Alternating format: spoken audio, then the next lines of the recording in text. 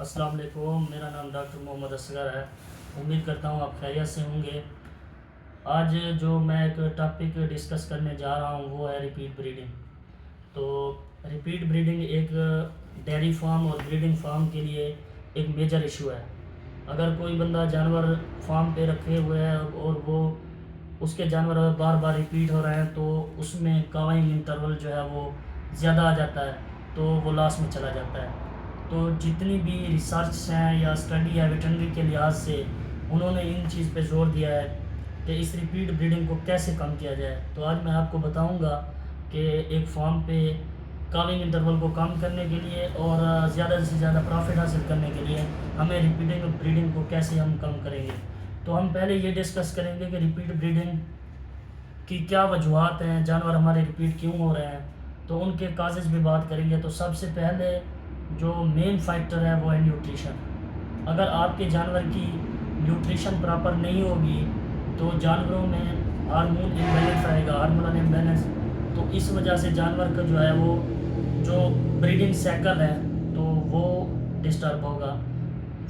तो इनमें पहला है न्यूट्रिशन, दूसरा है जानवरों के अंदर जो है वो न्यूट्रिशन की कमी की वजह से वीकनेस आ जाती है। तो इस वीकनेस को कवर अप करने के लिए आपने जो है उन जानवरों को आपने मिनरल्स वगैरह प्रोवाइड करना है और अच्छी फीडिंग करवानी है। जब न्यूट्रिशन प्रॉपर होगी, जानवर हीट में सही आएगा, तो जानवर जो है वो रिपीट नहीं होगा। तो अगला जो फैक्टर है वो है फोलिकुलर सिस्ट, ल्यूटल सिस्ट और कार्पोल्यूटल सिस्ट, मतलब सिस्टिक ओवेरियन डिजीज़। ठीक है, सिस्टिक ओवेरियन डिजीज़ को हम बार बार एक एक चीज़ को हम बताएंगे कैसे होती है। सिस्टिक ओवेरियन डिजीज़ में पहली आती है फोलिकुलर सिस्ट। फोलिकुलर सिस्ट ये होती है कि जो भी ओवरी के अंदर जो है वो फॉलिकल्स बनते हैं, तो जानवर हीट में भी बराबर आता है, हम उसको सीमन भी रखते हैं, तो वो जानवर जो है वो कंसीव नहीं करता।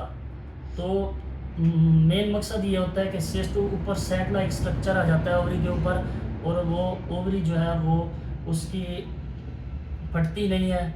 ठीक है, फॉलिकल्स फटती नहीं है, उससे ओवर रिलीज नहीं होता और जानवर रिपीट हो जाता है। ये है फॉलिकुलर सिस्ट। ल्यूटल सिस्ट ये है कि जानवर जो है वो लंबे अरसे तक हीट में नहीं आता। फॉर एग्जांपल साल हो गया, 1.5 साल हो गया, 2 साल या इससे ऊपर के टाइम के जो भी फार्मर हजरात हैं वो कहते हैं हमारा जानवर नहीं उठ रहा, तो वो होती है ल्यूटल सिस्ट। इसमें होता ये है कि जो कार्पस ल्यूटम है वो जो है वो परसिस्ट कर जाता है, उसकी रिग्रेशन होती नहीं है। तो ये कहानी बताने का मकसद ये है कि इस चीज़ को हम स्टडी करेंगे, एक प्रोफेशनल डॉक्टर को चेक करवाएंगे जानवर, तो जाके ये चीज़ें समझ में आएंगी। ऐसे तो जानवर जैसे ही थोड़ा सा गंद वगैरह या फ्लूइड वगैरह फेंकता है तो हम जानवर को चेक करवा के सीमन रखवा देते हैं। आप एक प्रोफेशनल डॉक्टर को चेक करवाएं कि आपके जानवर में इशू क्या है। तो अब इन चीज़ों को फोलिकुलर सिस्ट, ल्यूटल सिस्ट या कार्पोल्यूटल सिस्ट, इसको कवर अप करने के लिए जो रिसर्च है या स्टडीज़ हैं उन्होंने प्रोटोकॉल्स बताए हैं। डेयरी फार्म पे हमारे पाकिस्तान के अंदर बहुत ज़्यादा डेयरी फार्म पे काम ही प्रोटोकॉल से चल रहा है। प्रोटोकॉल का यही मतलब होता है कि अगर हमारे पास 50 या 60 जानवर है या इससे ज़्यादा है या इससे कम है, तो उनको हम at a time he injection लगाते हैं। ठीक है, तो at a time he heat पे आते हैं, हम उनको फिर सीमन रख देते हैं। तो उसमें कुछ जानवर जो है वो ये एक आर्टिफिशियल मेथड है, तो इसमें जानवर कुछ रिपीट कर जाते हैं, कुछ कंसीव कर जाते हैं, तो एक हमारा साल के लिए एक अच्छा मैनेजमेंटल प्रोसीजर हो जाता है। तो इस प्रोटोकॉल के अंदर जो है वो आ जाता है ओवी सिंक, को सिंक, सेलेक्ट सिंक। तो हमारे पास जो मेथड है वो डिफरेंट्स हैं। हमने जिस बुक से स्टडी किया है वो हम आपको ये बता रहे हैं कि किस तरह लगाना है। तो ओवी सिंक प्रोटोकॉल के अंदर आपने जानवर को डे 1 पे लगाना है।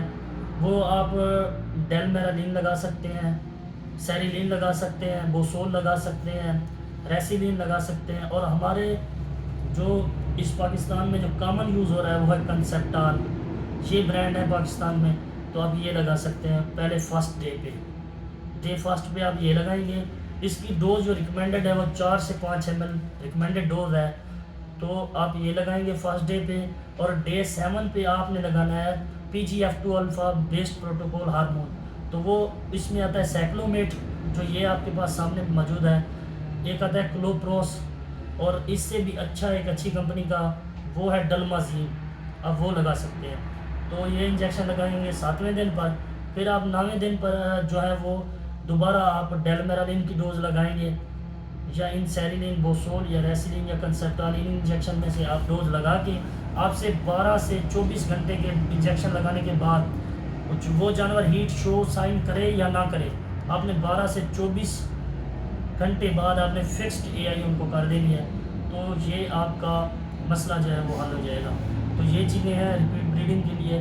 आप रिपीट ब्रीडिंग को ऐसे ही कम कर सकते हैं। आप जितना हो सके आपने एक अथेंटिक डॉक्टर को या प्रोफेशनल डॉक्टर को, डीवीएम जो डॉक्टर हजरात हैं या जो भी जो प्रैक्टिशनर हैं, अच्छे प्रैक्टिशनर, तो आप उनको अपने जानवर चेक करवाएं और इससे रिपीट ब्रीडिंग का जो है वो इशू ख़त्म हो जाएगा।